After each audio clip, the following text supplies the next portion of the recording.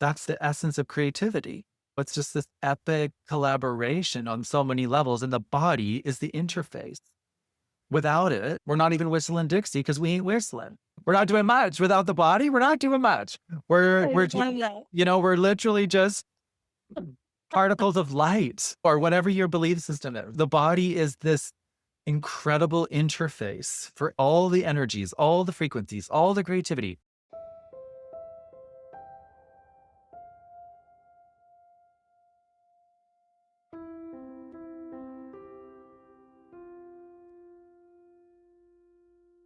What if your body is not something you have, but is something you are?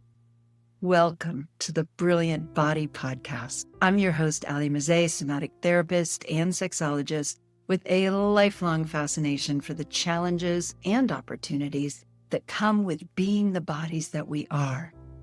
Join me and other body masters as we explore the art, science, and brilliance of the body and debunk the mind-body split by expanding the meaning and experience of intelligence, which goes way beyond just thinking. So let's dive in.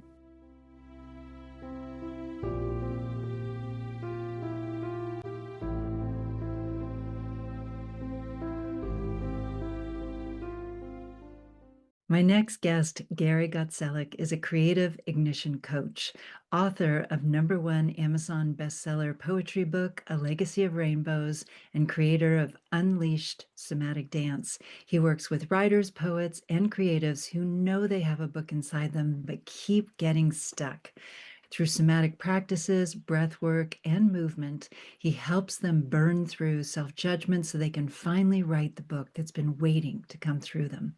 He's deeply passionate about embodied liberation and how it unlocks deeper creativity and authentic self-expression. I met Gary through seeing one of his classes advertised and feeling completely drawn to it, and for very good reason. I had a fantastic experience opening more of my own creative channel through his somatic practices, and I just immediately wanted to invite him to share them with you. So here we go. Hi, Gary. Hi, good to see you. Good to see you too. I'm so happy you're here. I'm happy to be here. I just want to make sure can you hear me okay? Yes, very well. And I can see you in all your purple glory. That's it. I do love purple. Yeah. So I don't think I've really spoken to anybody yet about specifically the body as a creative being, really. Mm. And I know you use terms more like the body as a channel, which implies to me through the body we express creativity. But that's what I really want to explore today, because I feel like there's in our language and certainly in how most of us conceive of the body, there still tends to be this duality between my mind and then there's my body, and maybe my mind is in my body, but maybe it isn't. That's commonly how, even in the world of somatics, the body is spoken about. So I want to just get in there and challenge how most people perceive what the body is and how it is creative in and of itself, among many other things. I'm sure our conversation will go in all kinds of ways. But first, I do want to just say, I tend to forget this. I'm always like, let's just go. I want to just welcome you. I've already read your bio so people know a bit about your background, but I want to first check and just see if there's any particular way you want to start today by either just saying hello or talk about why you're here. Yes, of course. Hello, everybody. Hello. So amazing to be here with you, Ali. Maybe I'll just start off by sharing part of my journey, my spiritual journey, and my journey into the body came through like a sort of a denigration of the body, if you will. So it's been this reclamation. It's been a journey of reclamation, I would say, because I went in my younger years, I struggled with my sexuality, which then led to abuse of the body through substances and all of this. And then finding my way to spirituality, or rediscovering it, I should say. But it was a very heady kind of spirituality, very esoteric. And that really fed the inner mystic within me. That was really exciting and all that. But then that path eventually led me again down this body shaming, let's escape the body, the drugs and like the substance abuse as one method of escape, then to this other veiled method of escape on this quest for spiritual enlightenment and completely just dissociating from the body. We need to abandon it. All its Yeah. desires, all its many gifts and things were just demonized. And so that just became this extra shame inducing experience where I was just like, oh God, I thought I was liberating myself from shame, from all that I carried in my earlier years. And now this is compounding that in another way. But then life, in its miraculous agenda, synchronistically led me to somatics, which was just coming home to the body and slowly through breath work, through parts work, presence, grounding, reclaiming safety.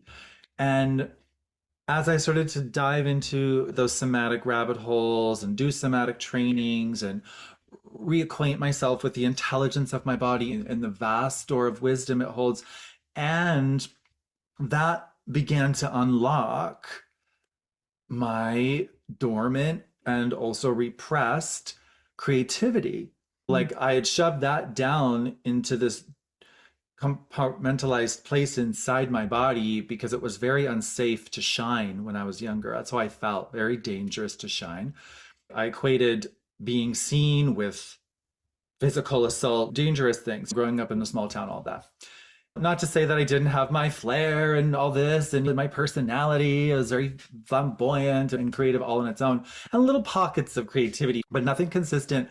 And it was through somatics, movement, breath, dance that it all began to unlock and unleash. And so the body became this ally in my creative expression versus something I needed to get as far away from as possible in this quest for quote unquote enlightenment.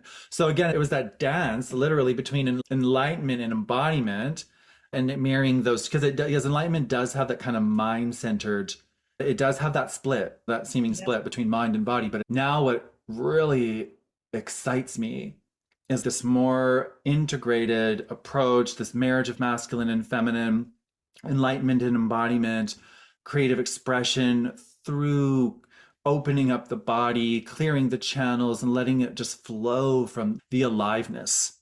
So that's what I'd like to open this space up with, because that's just been such a significant part of my journey. I loved everything you said. I relate to almost every bit of it. And no wonder I invited you to my podcast and you accepted to be on my podcast because obviously we're super aligned. Oh my gosh. There's several ways in. Of course, most of my audience and many of the episodes know full well about how disembodied a lot of spiritual traditions, including even ones that are more quote unquote new age, can be. And it's so ironic because I've even experienced tantric traditions being weirdly about transcendence rather than being in what Philip Shepard refers to as lower consciousness, which he admires greatly and helps us really go more and more into our lower bodies and the brilliance of our lower body experience, which is so much more relational, not just to the earth and the ground and the material from which we are born and are able to be here, but also just all that interrelationship that is very much about while we're here, let's fully be here. And we can't do that without the bodies that we are, obviously. Or it's obvious to you and me and to probably everybody listening. But isn't it fascinating? While I was listening to you, thinking more and more people are understanding this to varying degrees and in different flavors. You use some language I wouldn't use, vice versa. You come at it with some different techniques, so there's overlap with that as well. It does seem like the world's kind of falling apart. So, this new way of being that necessarily needs to include the body as part of who we are, as an integral part, if not the whole of who we are, actually. I'm just curious about your view of how this is now coming into being more and more in the zeitgeist, in our conscious awareness, and in our cultures. Yeah, I love that segue. I feel the pendulum, if you think of the law of duality and the pendulum swinging with the age of enlightenment and the industrial revolution, all of this, we swung so dramatically to the mind.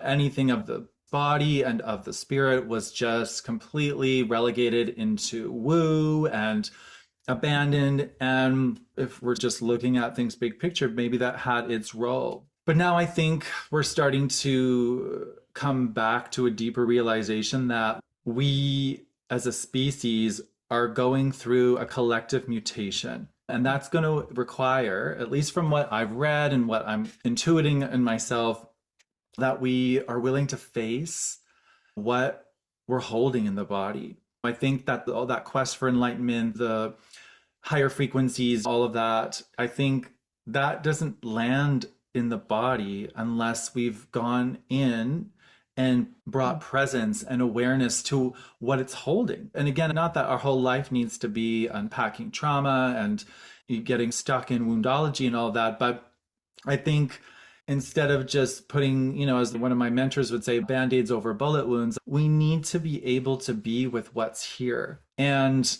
if we're going to make this shift as a collective into a more embodied, a more loving species, that means, yeah, being here, being in the body, like you're saying, like this sort of more interdependent, this relational field. And I think everything is like microcosm, macrocosm. This sort of abandonment of our physical body goes part and parcel with the abandonment of nature. And Yeah. as we reclaim that relationship with the earth, and not just obviously as this transactional resource extracting business relationship we have with the earth, it becomes more loving, more romantic, more alive, and viewing it as an integral part of our own body and us as an integral part of earth and the elements all as well. I don't feel we're going back to pagan times. There may be elements of rewilding where we come back to a more primal relationship with the earth and our bodies, not with the abandonment of technology and everything we've learned along the way. Again, I think everything is becoming a synthesis. We're going through a grand synthesis and like a sifting of what really aligns with where we're growing as a species versus what is holding us back, keeping us small, keeping us stuck. Life itself is demanding we evolve because what we're currently doing isn't working. Not working. Working, and nature is highly intelligent. When things aren't working, it's adapt or die off. So I think this is the invitation in our bodies, as all the poetry and all the beautiful quotes out there were made of stardust and fire and earth and all these elements. There's no separation between us and creation. And so I think as we start to not just remember that in the sense of the mind, like remind and remember. Even as I said that, I was just having that sense of, yeah, remind, but remember, Yeah. we're members of the earth, members of the body. That's a big part of what the issue is. We've forgotten who we are. And we're on this quest of trying to remember. And, we've gone down some wild rabbit holes on this quest of trying to figure out who we are, but we're coming back home. And I think what you named even at the onset of the call, this split between mind and body, I think we're slowly but surely, in our very human way, starting to remember that there is no separation. It's just this beautiful synergy and synthesis, and it's all collaborating. And when we just really live from that place, life becomes a little bit more gracious. Speaking of synthesis, you do such a beautiful job of synthesizing so many views and understandings. I really appreciate how you're expressing all this.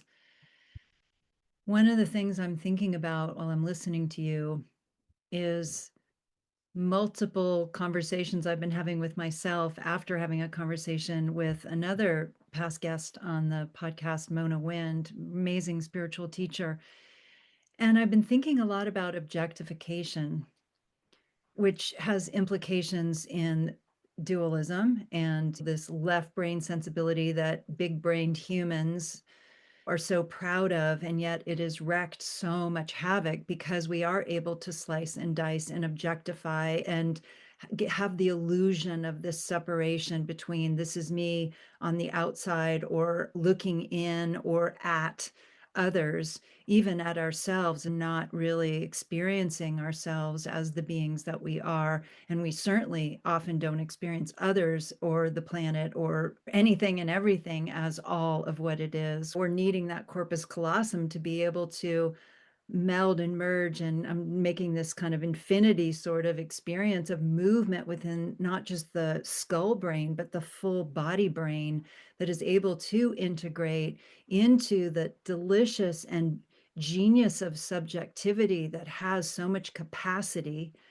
to not just relate, but also to receive a tremendous amount of understanding, which in family constellation work, I don't know if you're familiar with that, but this phenomenon of somatic resonance, which of course, even people in daily life are experiencing empathy all the time. Animals, from what I can tell, are certainly experiencing empathy all the time. That's their state of being because they're so body based. We Hmm. naturally are going to feel not just ourselves, but others. So we can also go way into how objectification is affecting our sense of self and our sexualities and the commerce of who we think we are. Obviously, that wreaks all kinds of havoc as well. So we can go that direction. And I also want to get more into how that subjectivity is so essential for creativity.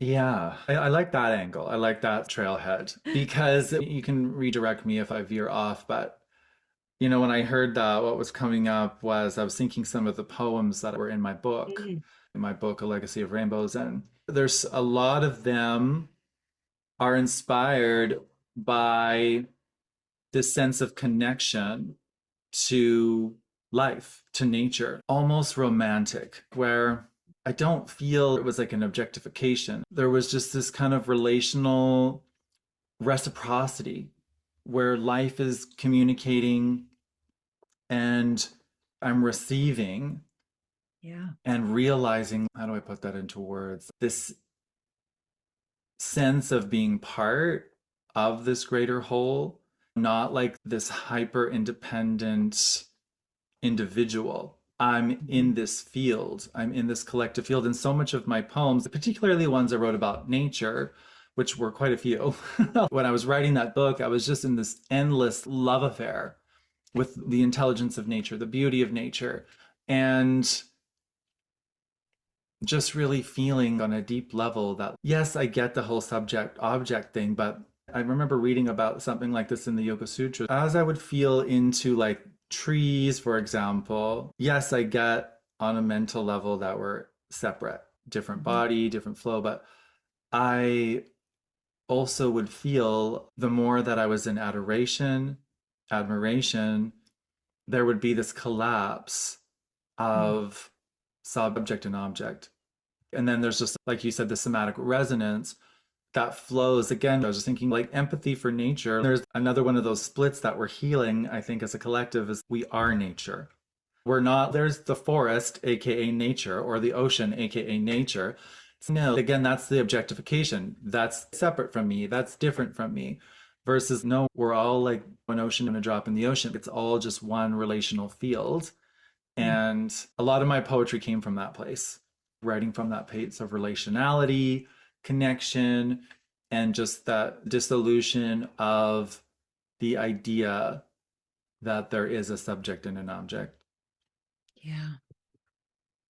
Let's talk about books and writing because I know for myself, I can think of a book or the book I want to write as being an object that is separate from me, that I have to go either hunt and gather, hit over the head and drag it home, Yes.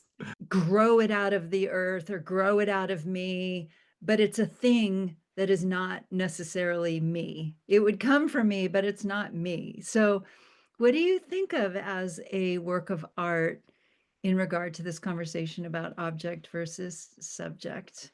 Or maybe it's more of a verb. Objects, I tend to think of them as being static in a way. They're not necessarily emerging into being or just being. I don't know. What do you think about all that? Yeah. What comes up for me when you say that is I hear it, of course, I get that on a logical level. But when I think of the books I've written, I think they're an extension of me. It's that interesting relationship between creator and the created. And I think of those poems that were like forged in the fire of my experience, my imagination. And some of them, I'm just like, whoa, where did that come from? Truly, I was like, am I channeling something? Sometimes it comes from a place beyond me. And yeah, when I think of my book, lovingly and jokingly refer to it as my book baby. It's like giving birth, being like your own midwife to some degree, unless you have someone supporting you through the process, just like giving birth, yes, to this quote unquote object. But it's such an intrinsic art, painting, writing, all of its many facets. It's so deeply embedded and woven into the fabric of who we are. So, taking it maybe to a spiritual term for a moment, at one point I was a student of A Course in Miracles. And there's this Mm, idea that says an idea cannot be separate from its source. So, even though, whether you use the word God or universe, whatever spiritual language aligns with you, we're ideas in the mind of God. And we're not separate from mm. that intelligence. And while, yes, I produced a book, which then was made into paper and spines and many things, it is not separate from me the same way I'm not separate from my source. It's just this beautiful continuity. And I have a deep relationship with the divine, and that informs much of my work. And so I become that vessel for it to come into the world, and it comes into the world, it goes up on Amazon, and people buy it, God willing. And it's just this infinite stream of connectivity and relationality. It's never separate from me, ever. Yeah, Does that make sense? totally. For me, the word I would use while I'm listening to is holographic. That in Yes. every cell has the whole. And That's yeah, that's how it sounds. Though I do notice that when you were describing that for people who couldn't see you, you reached above your head and you had a sense of the divine as being above you. And I'm curious about that too, because I know you do certainly conceive of it also coming from below you and perhaps all around you. But I'm curious about your sense of directionality of the divine. that is an incredible question, and it's something I reflect upon a lot. To name this, I've written poetry about this to some degree, about how religion placed God or the divine in these unreachable clouds versus right here underneath your fingernails. I'm just spitballing the poem, but it's along that line. I think that one was called Contours of the Creator, or maybe that was Breathing Starlight. One of my poems spoke to this. Yeah, during my new age year days, yeah, there was this sense of you have this presence like floating above you, beaming light down to you. And while I guess it's a helpful visual in some ways, but thank you for calling me out for my arm to the Mm. sky kind of thing. Because again, I do feel it's this marriage.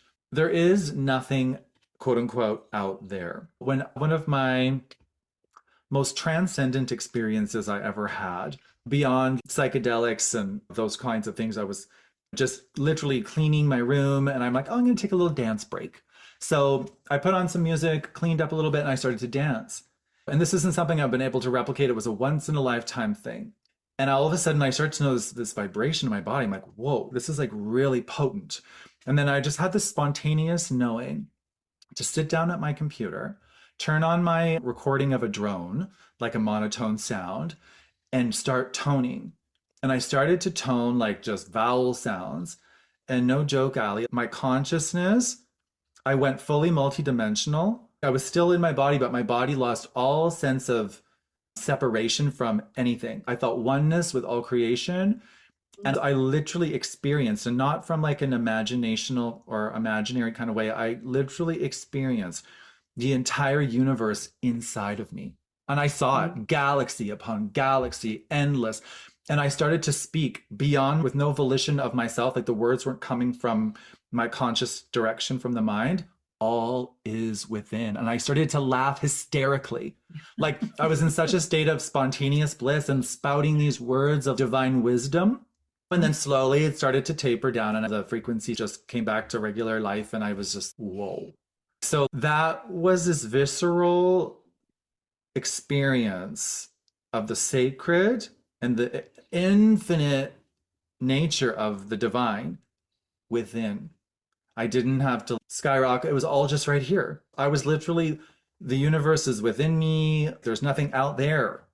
And again, thank you for naming this. I catch myself doing that, where that programming runs deep to reach for the It divine. runs so deep, it's so indoctrinated. We've seen Yeah, a billion images and references to it being up above. above. And again, like even someone like yourself, someone like myself in the somatic world and all of these things. And I get that every cell in our body contains the intelligence of the sacred, and every leaf of the plants in my window, it's all right here. It's in the breath. I love that. Is it a Rumi poem or something like this? It's closer than your breath.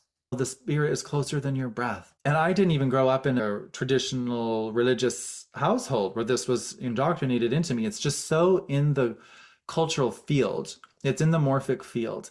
And so, not to say that there isn't energy that we can draw in from the sun and from the Yeah. stars, from a light perspective, perhaps, light intelligence. But then I always, as you've experienced in my practices, bringing that energy up from the earth as well. Yeah. And I pray we at one point just dissolve this idea, like you're saying, this directionality of the divine in some infinite far off place, unreachable place, when it's no further than your hips and your kneecaps and the soil and I all of love it. that. So why do you think you haven't had that intensity of experience when you've danced thousands of times before and since? Yeah, honestly, every now and then I reflect on this. What was that? And interestingly enough, and again, I don't know what relevance it bears to my life, but for the purposes of this conversation, because about a week later, I was lying in bed in between waking up and still sleeping, and I literally heard a voice, which I'm not prone to clairaudience or anything like this, that said dance DNA. And it was just like, oh. And I just wrote that down on my little notepad. And I just made, don't forget that. Don't let that fade into the Mm, ephemeral dream places where dreams go. And I've even workshopped what is dance DNA, like a program, like this kind of thing. Am I supposed to try to replicate this experience for other people? It's been a source of contemplative fodder for years. That was in 2017. So when I had that peak experience followed by the whisper, the sacred whisper in my ear. And I'm still living with that question.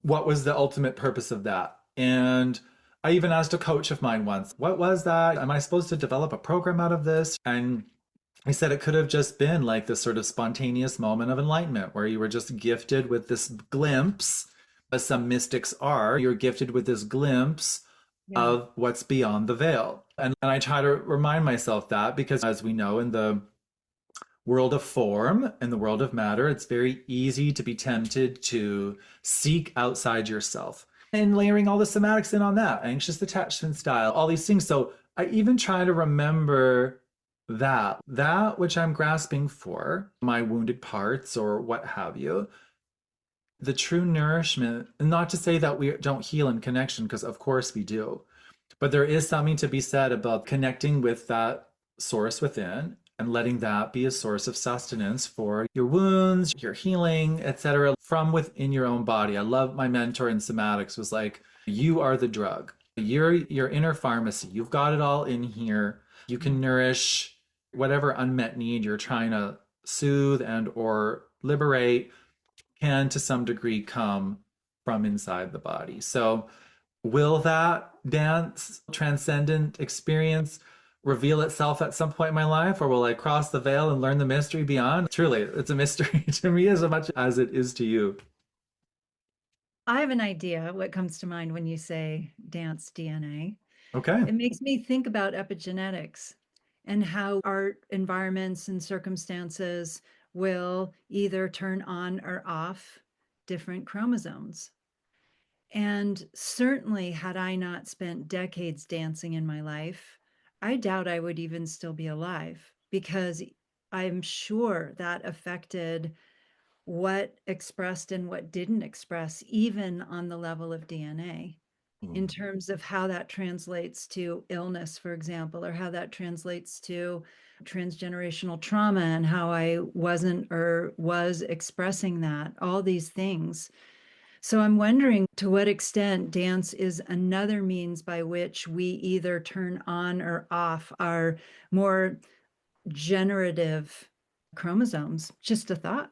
I love that. And just to speak quickly to that, I had reflected on that as well to some degree. When I look back to my leaving the small town, going to the quote unquote big city, Vancouver, finding myself on the dance floor, I had carried so much pain and repression in my body. And at the time, I didn't have that language. I didn't know it's living in my body as all this tension and all this dysfunction.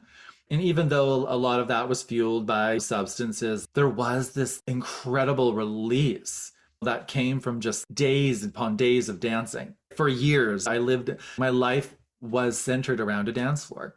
And so I can't help but mirror your sentiment. Who knows? Even though, yes, I was putting toxins in my body at the time, but I think the joy, the molecules of joy that were just bubbling and effervescing in my body were an antidote to the incredible pain and trauma that was living in my body and just played its role in liberating that. I've reflected on that deeply over the years. Given what I put myself through with all the substances, the fact that I still have decent health, all the different things, I can't help but think that the dance played some part, significant part, in that process of keeping me alive.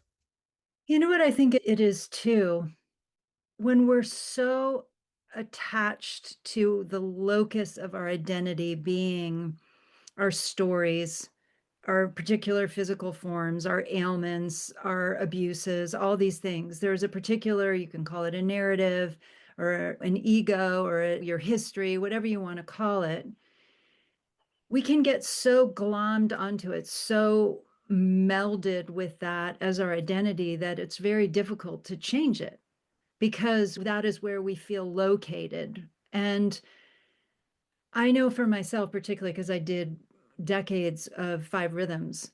And specifically, when you were talking, I was thinking about chaos, the third rhythm of chaos, and that being so grounded in the feet and the legs, in the lower body, that you can completely release and let go as much as your ego, your history, your identity can tolerate. How much can you uninhibit your form to lose your sense of identification, to lose your sense of even this physical body being limited in the way we think of it. Particularly in my case, I've had so many injuries that I've tended to always have to keep my quote unquote location or locus of who I am because of I got to watch out for this injury. I've got to take care not to move in that particular way. And yet those injuries are part and parcel of my history, my personality, how it shaped my life, how they've shaped me. So I was just thinking again, getting back to dance DNA, about how the more we do that, whether that's playing tennis or making love or being in what are those sensory deprivation tanks or playing music, we have all kinds of ways of doing that to disidentify with the, I guess you could call it the small self, but also how, as you've used that term, is held as the body, as we experience ourselves in general as bodies. It's curious what you think about that. Yeah, I love that you spoke to that because, yeah, this is something I've in the last several months specifically that I've been reflecting on a lot and practicing as well because I developed this, and it's still evolving, but this unleashed somatic dance formula, for lack of a better Yeah. term. And so I've been facilitating that online and in person here locally in my region. And there's a phase, I've based it loosely on the elements. And the fire phase was the one that I connect to this self identity. And it's connected to ecstatic dance. It does come from that space of being fully dropped into the body. But as I learned in somatics, it's that, like you're saying, disentangling yourself from the conditioned self where we're so enmeshed with all of that. And I'm guilty of that too sometimes. It is a We have practice. to be. We have to have what people call egos in order to function in the world. Otherwise, we Totally. wouldn't pay our bills and we wouldn't Yes. Yes. realize ourselves and evolve, Totally. et cetera, et cetera. Yeah. But I guess there is that sort of fine line between over identification. This is all I am. I am Yes. this. Even when we over identify with emotional states, I am angry. And as I trained and become more versed in somatics, at least in the style I've learned, it's like a part of me is feeling really angry right now, using parts language like internal family systems. And Mhm. so that has been helpful for me because, and this will all tie into the dance in a moment, but I used to struggle. I'd get so down on myself because I would, oh, I'm so judgmental. I'm so judgmental. And as I started to work with this part of me, this critic part of me, I was like, this is a wounded part that has a need and it's a protective strategy, yada, yada. And so as I began to create more space between me and this part and realize, no, I have a deeper self here.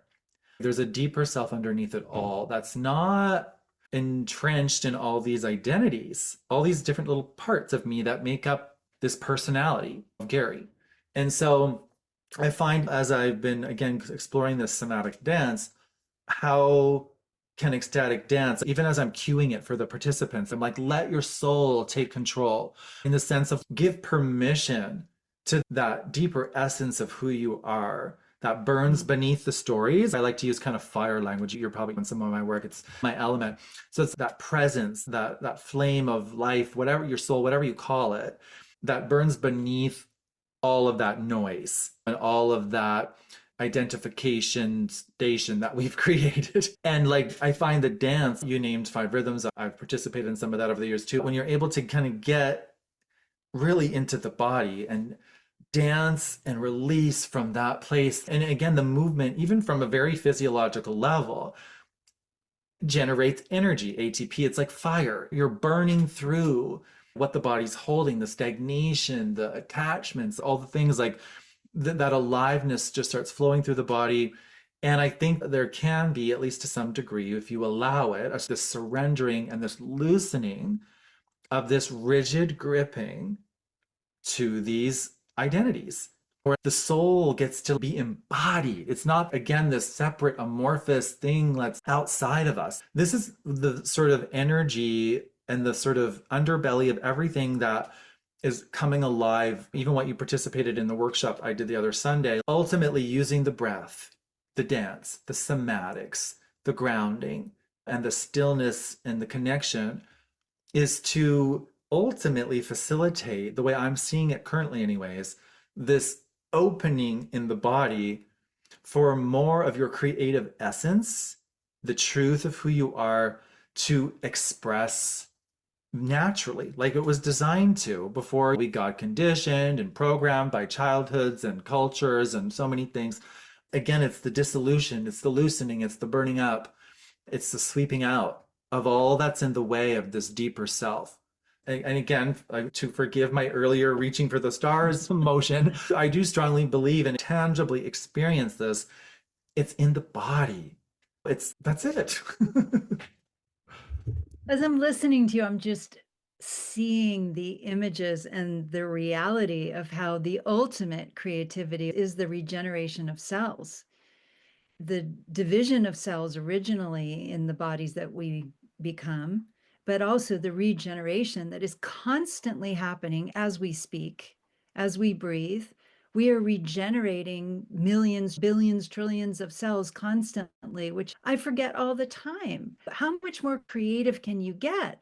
That said, if we keep, and this comes back to the epigenetic thing and the dance DNA, if we keep replicating the same map or the same code, the same sequences without any improvements, then ultimately that's what you can call aging, or that's what you can call death, because we keep replicating the same sequence or pattern over and over again, and it doesn't necessarily improve, and it most likely will degrade. So I'm thinking about that too, about how any of these somatic practices that we do, including body scanning and bringing recognizing the light that can come through our bodies on a cellular level, that has so much potential to regenerate cells in a more optimal iteration over and over again. And I'm just reminding myself, ooh, I got to do that. I want healthier cells. I want to create more health and vitality through the replication of my cells that are constantly happening, whether I like it or not, which I do. Yes, absolutely. I think too, I'm a student of many things, as we all are, trains of thought, schools of study, what have you, like the gene keys. Have you heard of the gene keys? No. Oh, my Lanza, you've got to check it out. It speaks to the idea that our genetics, our cells, obviously are highly intelligent, and that hidden in our genetics is our true gifts. But in order to unlock them, we have to face our shadows. We have to go in, the Mm. shadow contains the gift. And that comes through a Yeah. lot of the somatic work that we do. The shadow work, the somatic work, which I feel go hand in hand.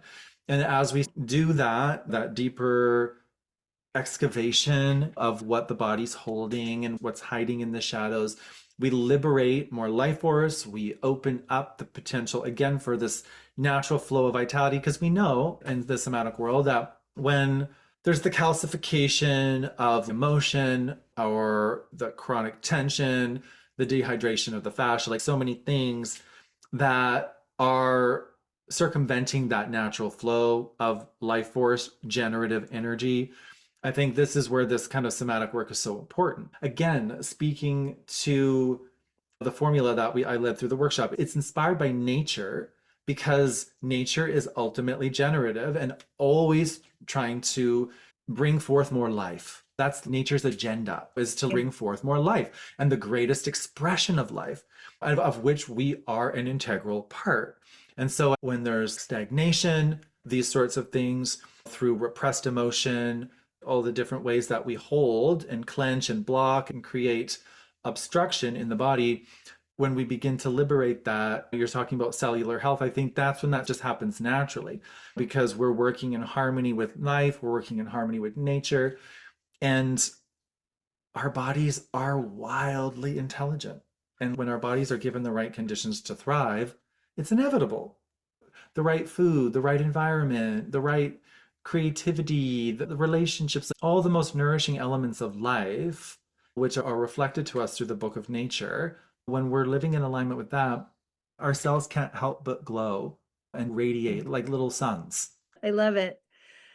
You were talking about, in such a wonderful way, describing how tissues can get impacted or distorted or just challenged by obviously injury or congestion or lack of movement, calcification, toxicity.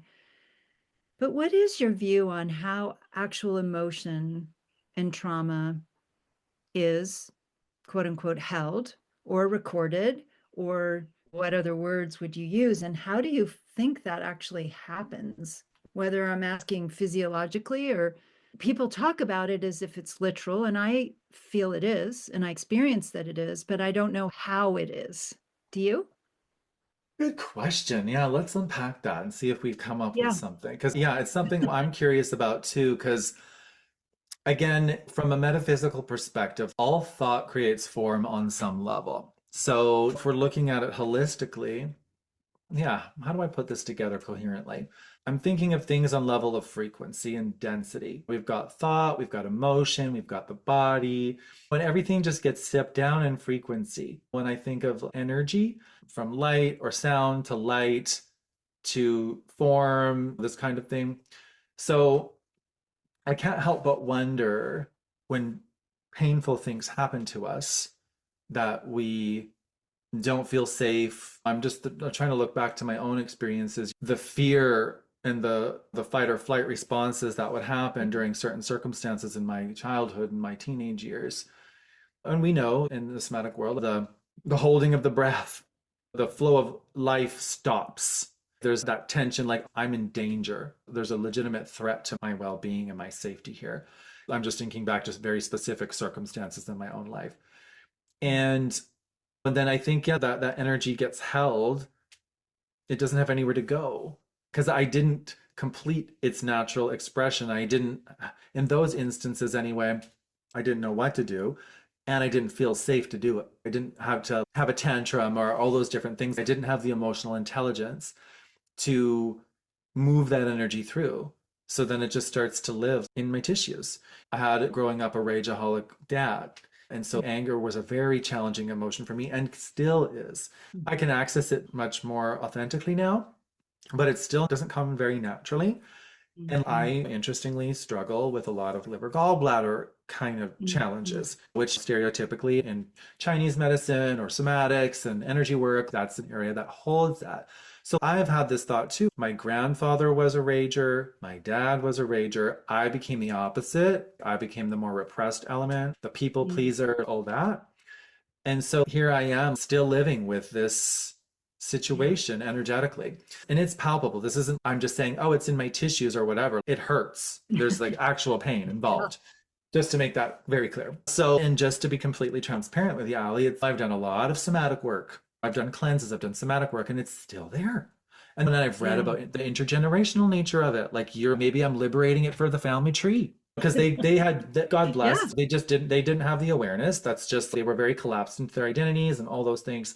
Whereas the black sheep kind of person on the healing path and the somatic path, all that, it's okay, it's still there, it's still holding. How does that get unleashed? I don't know. I think, again, coming back to our weaving in some of the other threads of our conversation about the intelligence of the cells, the intelligence of life, I know we can create the ideal conditions somatically to unleash what the body's holding. But that takes time and safety, and our bodies and nature, it all has its own timing.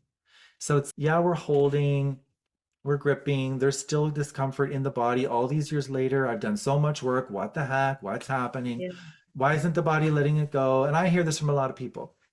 So again, I think this is where we're living into the mystery a little bit. This is a very, very potent question to contemplate. Yeah, what does it mean to hold?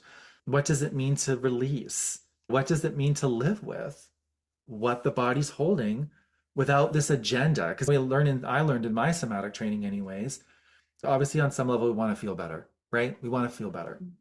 But going in without an agenda to be with what the body's holding, how can we let go, truly let go of the agenda to fix, to heal, to control, to make the body do what we want it to do, and just love, allow, and bring presence to whatever's there. So I know I went on a little journey there. Not at all. I am completely with you and relate to everything you're saying. I have been doing different forms of somatic work for literally 50 years, receiving them and then administering them. And I still have all kinds of things that are painful, inconvenient, frustrating, devastating, all these things. Being bodies is really challenging, even for those of us who really, for some fucking reason, love these things. And of course, it's not that surprising because it allows us to be in on this planet and have these experiences, many of which are exquisite, and we're helping ourselves and our species and maybe even the planet and the universe evolve, who knows? But it is super challenging. And sometimes I'll just remember somebody saying, I think it was Matt Kahn, the spiritual teacher, who said, sometimes a fall is just a fall. We live in the law of gravity. Sometimes you just fall. And yes, it then has consequences and it can change our lives in all kinds of ways, but it doesn't necessarily mean that we fell because X, Y, or Z, or our livers. We're in an incredibly toxic environment. There's no way the Roundup and the forever chemicals are ever going to not be there and challenging our livers, no matter how much cleansing and catharsis we do. And yet, part of the somatic world, God bless it, also can get overly identified. I loved you use that word earlier, woundology, where we can think that who says it's held? That's still a concept. That's still a perspective that we can view as much more advanced than they were thinking 100 years ago, where the body was just a machine or a vehicle to hell or whatever. But then again, look at our beautiful predecessors, like the fathers and mothers of our field, Wilhelm Reich and Ida Rolf and Alexander Lowen and all those folks, they were certainly along those lines. So who knows?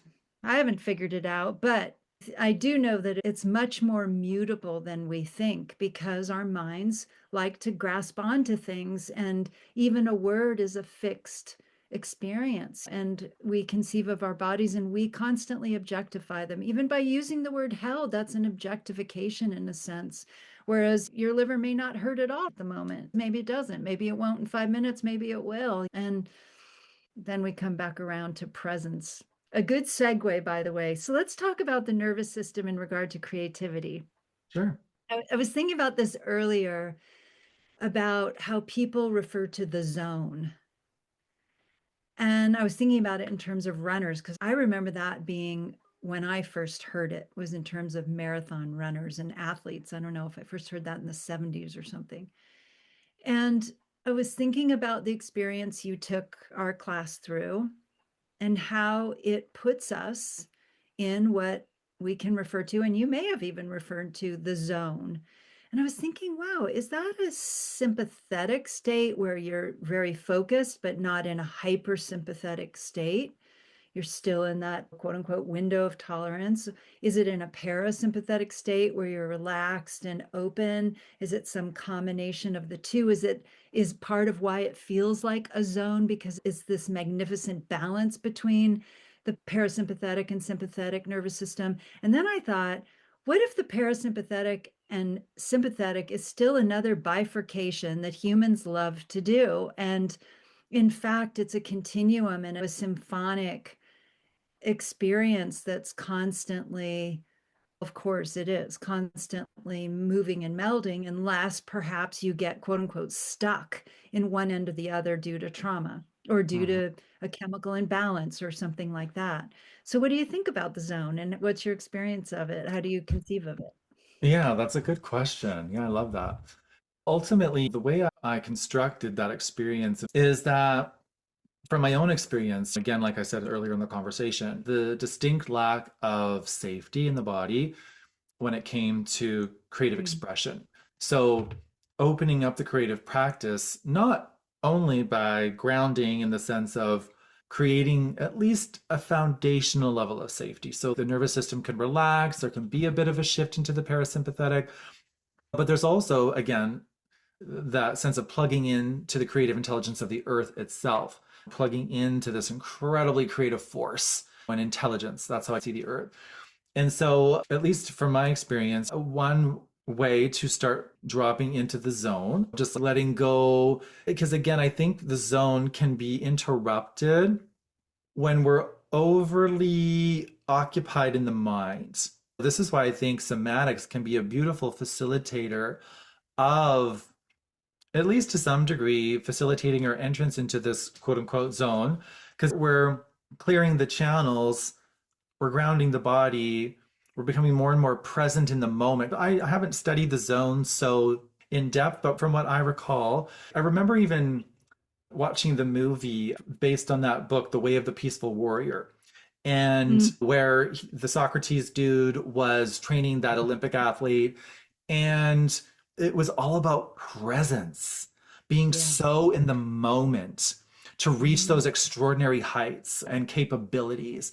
So I think given that somatic work ultimately is restoring the ability to be present in the moment, because trauma takes you to the past, mind can have you up away in the future, anxieties and stresses. Oh my god, I'm writing this poem, who's going to read it, who's going to like it? Oh, or I'm holding on to this old pain in the past about somebody who shamed me for creating and I don't feel safe now. All of that. So when we start to dissolve that, I think there's a greater capacity to naturally reside in the zone.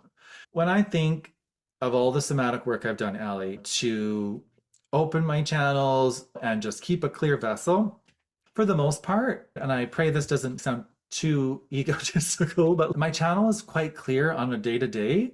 And I can just sit down and plunk literally a really powerful poem in minutes, just, and I'm just like, oh my God, wow, woo, that was so amazing. It was just like, like the zone, it was just like drop, tap in, connect into that place. And again, I'm doing that hand thing above, but connect into that place, body, heart, mind, soul, coherent kind of Yes. connection.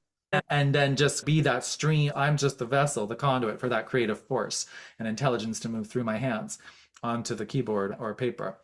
And so, even as we're having this conversation, it's deepening my own contemplation around it, my own understanding of how somatic work can support our entrance into the zone. Because, yeah, if we're able to be truly present, and also when we dissolve the charge around different things that have quote unquote happened to us, traumatic things, I've turned a lot of my trauma into, I call it, my cute little phrase is like turning my wounds into wonders, Mm. where in that zone, I'm not so collapsed and identified with the pain. Don't get me wrong, some of this has been cathartic in the Yeah. sense of I cry as I'm writing it.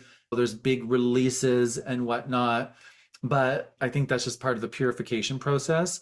And ultimately, yeah, I think the clearer the channel through the somatic work, plugging into the earth, sweeping out the static in the mind, doing the somatics to liberate the body from the repressed emotions and creating that fluidity, igniting that fire through movement to really let the soul take hold. And then just going into that space of stillness, into that space of connection where there's coherence. I think that just naturally feeds into a flow like state, a zone like state. That's my thought. It's not just your thought, it's what your system or your method does. And that's one of the things I love about it so much is that it, in a, what, half an hour or less, you can really become aware of presence. We're necessarily present, but we think we're not, or we don't notice that we are. And through the senses, through movement, through breath, through the things you're going to take us through, we enter into that state and that experience of what we've been talking about this whole conversation, which is this beautiful marriage between profound self in the most essential experience of it, melding with the all, so that we are both a quote unquote channel, but we're also channeling the deepest truth of who we are in any given moment or what we're most wanting to express. So it is that paradox, that creative paradox. And what I particularly love too is that we tend to think, or I did previously, and in these last days, anticipating this conversation, I was realizing that once again, our millennia of culture has attributed too much to the mind and not enough to the body, including creativity. People in general tend to think of creativity as a mental thing, or even think of imagination as a mental thing rather than as a bodily capacity. Then you get into, is the mind in the quote unquote brain, or is it actually all the way through the body, et cetera, et cetera. So it's such a Mobius strip we've got going here. But I would love for you to just respond to this thing of creativity actually coming from the body, not just opening to creativity. I don't know if this conflicts, but I see the body as this instrument of the sacred. I see creativity as this conversation between us and the sacred, this expression of the divine. And it's so incredible how so much art is so tactile. We're molding clay, we're putting paint and different things. We're using our hands to type, to write. The body is just this intrinsic part. And again, I think it does dovetail and interweaves everything we've said. So much flows through the hands. But I'm just trying to reconcile in my heart and mind here whether or not this is conflicting with this idea of creativity coming from the body, because I tend to see the body as this instrument for the expression of the soul from an embodied place. It's alive in every cell, it's alive in every bone, it's alive in every eyelash and eyebrow. And it's all just endless creative energy and life force. When I trained in somatic breathwork, for example, what they articulated was we're using the breath. They called it somatic breathwork specifically because we're marrying the mind to the body. We're reconnecting the mind to the intelligence of the body. And that still might fuel this bit of a split, like we've been talking about over this podcast. And I think maybe we're all still trying to work out what this all means. I think Yeah. the conversation is headed in the right direction. It's still an evolution. We're still learning. And I think we're headed in the right place. And so my experience so far is this is an incredible instrument and an incredible vessel that the more that we tend to it and we do the somatic practices, the breath work, the dance, the somatic liberation work, the grounding, all the things that nourish and really support this incredible intelligence of the body, the more naturally creativity can flow. Because if we're using nature as an example, a creek or whatnot that doesn't have all this detritus and debris like clogging up the works, it's just flowing and it's sparkling and it's nourishing life and it's fueling creativity left, right, and center. So I do believe there is a stream of divine intelligence coming from above, if there's such a thing as above, you know? I do, Yeah, I do. like divine Yeah. grace, like Yeah. streaming in and from below. It's the law Yeah. of divine law of correspondence, as above, so below, Yeah. as within, so without. And so, like, we've got this intelligence of the soul, we've got the intelligence of the body, we've got the intelligence of the mind. And I think, yeah, we're just coming as a species into this place of coherence. And I think the creativity that's going to be spawned from this is going to be extraordinary. I personally feel that we're heading towards another renaissance of sorts. As I even mentioned in my workshop, the AI, artificial intelligence versus authentic intelligence, that's what streams from the soul and the body versus generative machines.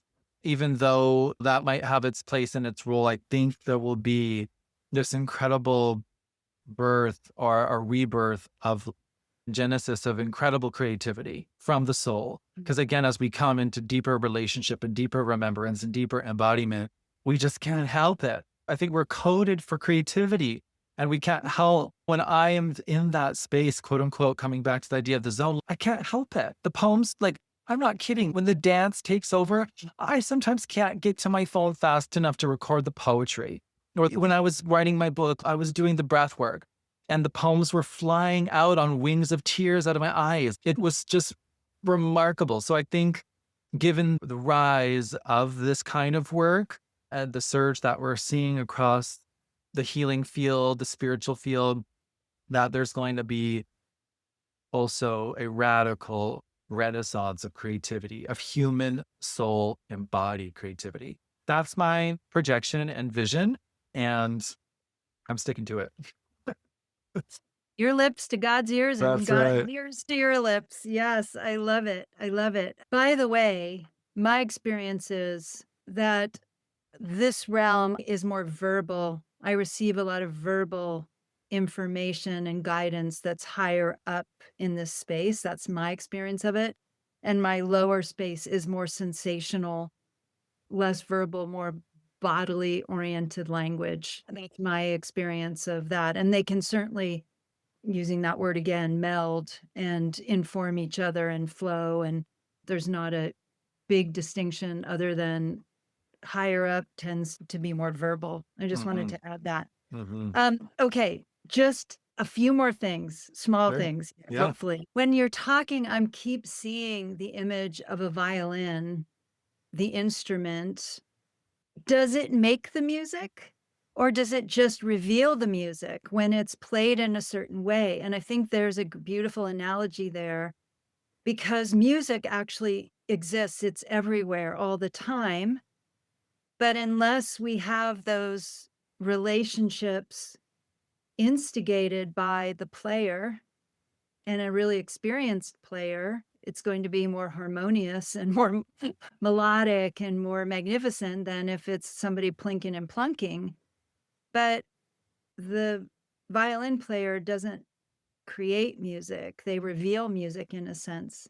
Do you know what I mean? And I wonder if it's a similar thing with our bodies or our creativity or our souls, that we're just, the more we hone this instrument, the more we are able to sound it and make it visible and make it audible and make it shareable. Yes, I definitely resonate with that analogy. I think to, was it Michelangelo who just revealed Yes, sculpture, the revealed the same. sculpture in Yes. the marble of the statue of David. And so, yeah, to bring it back to personal experience in my own life and speaking to the quality or the process of refinement. So, we tune our instruments on many levels. What we feed the body, heart, mind, and soul, the clearing work that we do, the detoxing work that we do, the somatic work that we do, everything we do to prime and prepare the instrument to be this vessel for co-creation with the divine. And how we co-create obviously differs from soul to soul. We've got the writers, we've got the painters, we've got the mothers. There's so many ways that we get to be in that relational and reciprocal flow with the sacred. And I think that's it. We're decoding, we're translating lights, sound, into something miraculous. And this is where I think it's that co-creation. And so coming back to my idea of refinement, I found that even going back to the poems I wrote in this book, my first poetry book, A Legacy of Rainbows, many of those poems I still remain proud of to this day. But it's interesting just how my channel's gotten clearer and clearer and clearer. Uh, In many instances, I'm able to say so much more with less because there's just this clarity that just comes in my opinion and my belief is that part of that is at least due to having a finely tuned instrument. And again, I love what I just want to speak to really quick. I love this relational image you just wove around the music is in the field. It's just ever present, omnipresent. Then we've got the instrument, which is the violin, and then we've got the player. And then just, I think, holding it all in the background is the divine. And so it's just like this beautiful relational, synergistic collaboration. That's the essence of creativity. It's just this epic collaboration on so many levels, and the body is the interface. Without it, we're not even whistling Dixie because we ain't whistling. We're not doing much without the body. We're not doing much. I We're love that. we're literally just particles of light or whatever your belief system is. The body is this incredible interface for all the energies, all the frequencies, all the creativity. The body is Love it. I the love essential interface. You're wonderful. Really, Gary. Just loving this conversation. It's reminding me too, I just yesterday on the beach, I was looking at this seagull and I was thinking about, you might be too young to know. Do you know who Richard Bach is? He was a huge, massive success. He wrote Jonathan Livingston's Seagull. It was a massive bestseller in the Okay. 70s, I think it was. And his whole thing was really similar, that creativity is something that we develop this hotline to.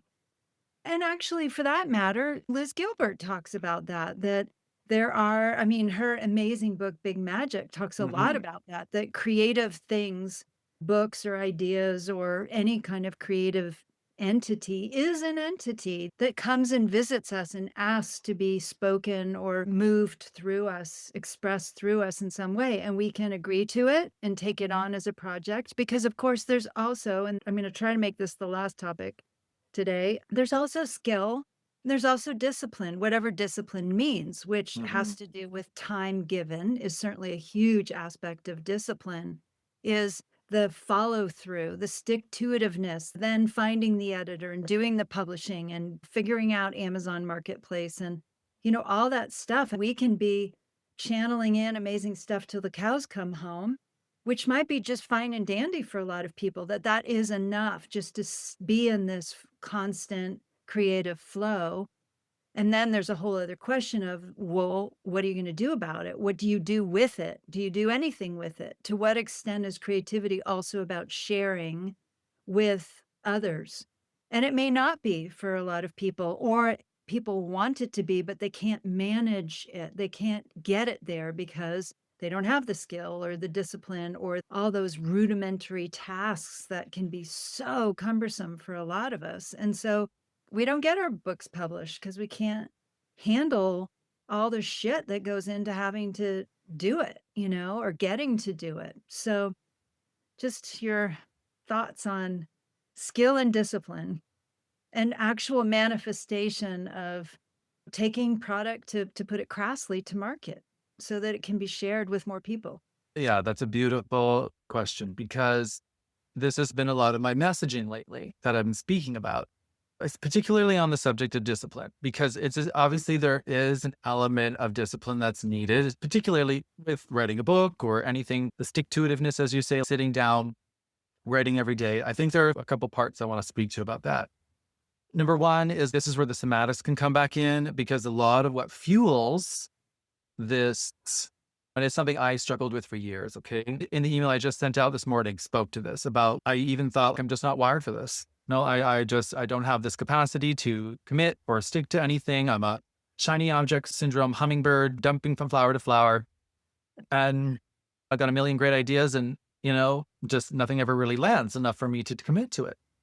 But then again, this is where the somatics come in, at least in my experience, where when we start to work with the protective parts, the critic, the structure rebel, all these parts, these coping strategies that we may have developed to keep us safe from feeling any of the potential risk that comes with being seen, being shamed, being vulnerable. There's some level of that in there that can be addressed on a somatic level to facilitate a liberation of what might be standing in the way of a more disciplined approach to getting your creative work done.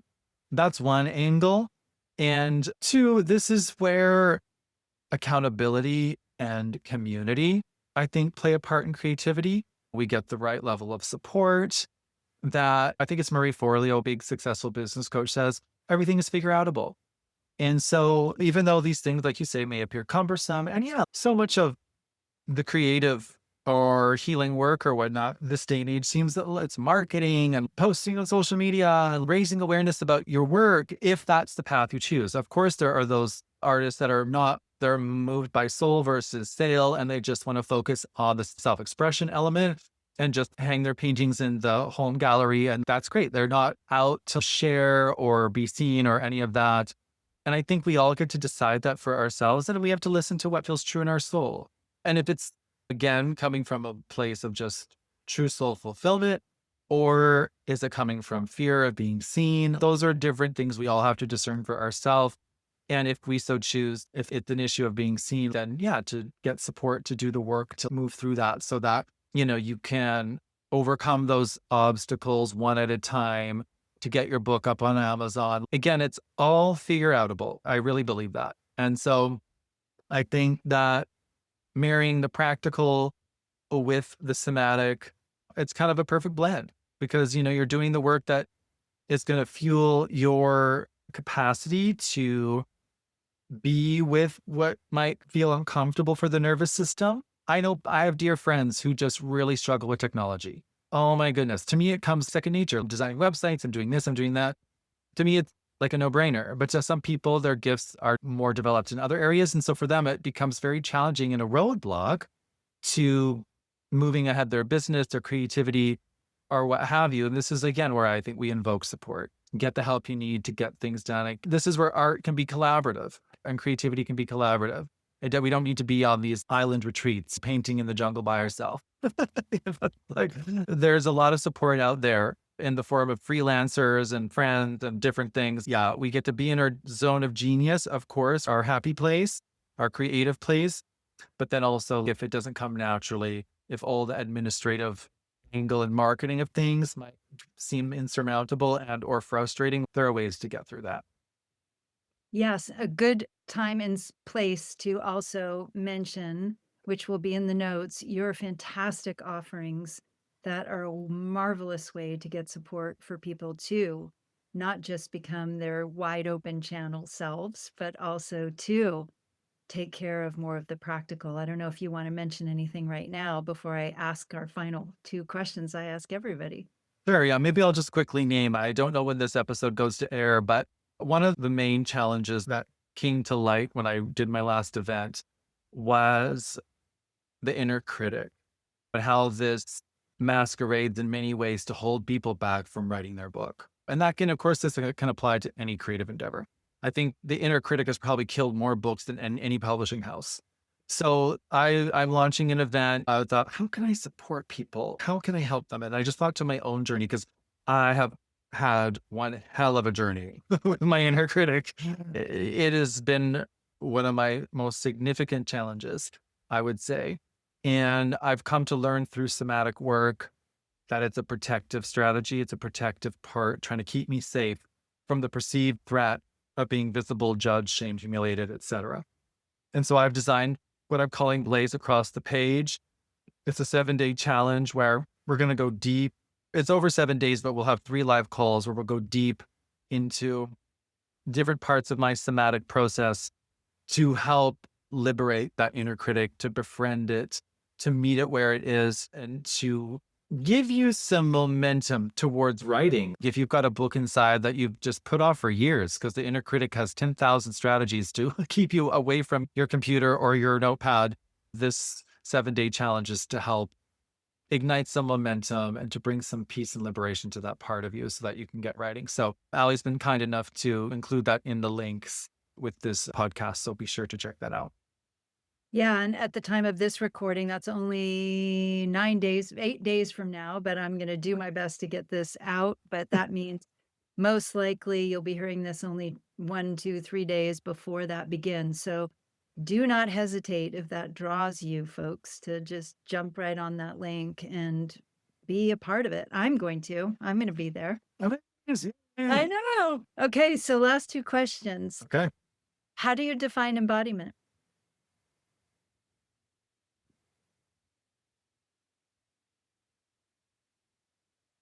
That is an amazing question, Allie. How do I define embodiment?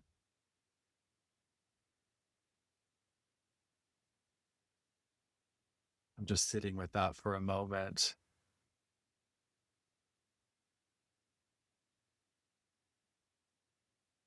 It's interesting when you ask me that. I didn't have a off the cuff description just to shoot at you, like some predetermined answer. So this answer is sort of coming from, God willing, coming from my body. And what's coming up is the sense of deep presence. And again, I think it comes back to a lot of what we've talked about today,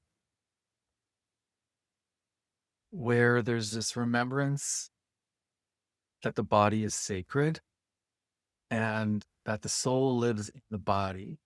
I think it's the collapse of separation between mind, body, and spirit, and that it gets to be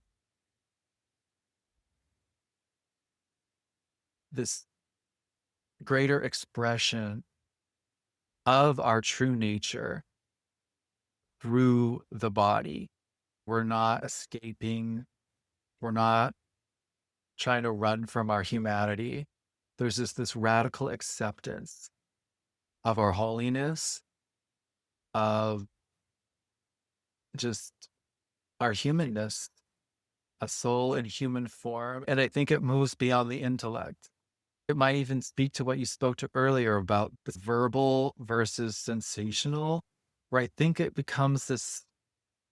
I want to just give one example. I did this year-long wild seminary course a couple of years ago. And one of the practices they invited was to go in the forest from dawn until dusk. And so I was in there for 9 hours or something. And there came a point around hour 6. And again, I don't know the exact hour because I didn't have my phone. I was so empty of thought. I was in a wordless state. And I was so just in my body and so just like an animal. But I felt like an animal in the most sacred way. People often think animals are lower consciousness. I'm like, honey, get a grip. Like, not even remotely true. Lower consciousness in the best sense. In the Yes. best sense. I'm jealous of their presence and embodiment. And I got a taste of it for a glimpse. I wrote a poem inspired called Wandering into Wordlessness.